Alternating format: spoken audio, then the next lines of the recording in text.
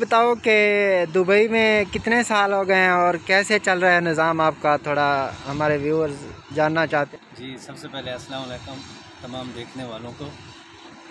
آپ جانتے ہیں تقریباً آپ بھی میرے ساتھ کام کرتے ہیں، مجھے 4 سال ہو رہے ہیں۔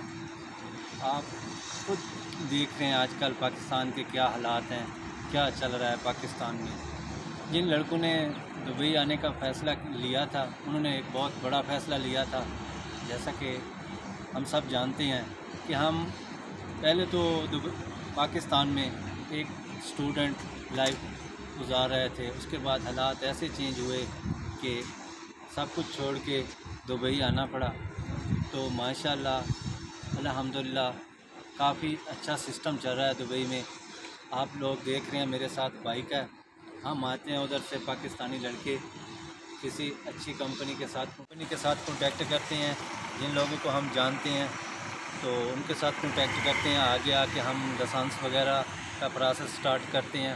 لائسنس وغیرہ کا پروسیس سٹارٹ کرنے کے بعد سیکنڈلی ہمیں کسی اچھے کانٹریکٹر کے ساتھ کانٹیکٹ کر کے یہ بائک وغیرہ اور کمپنی کی جاب ہماری سٹارٹ ہو جاتی ہے۔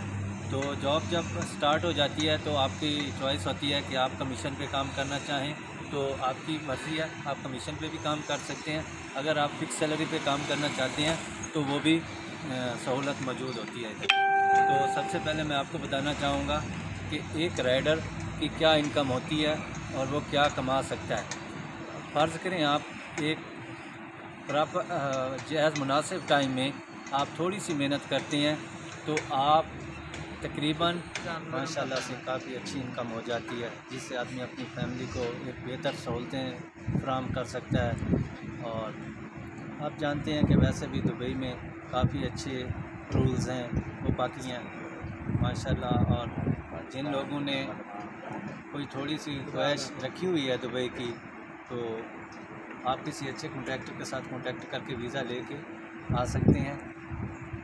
انشاءاللہ آپ سے ملاقات ہوگی نیکسٹ ایپیسوڈ میں۔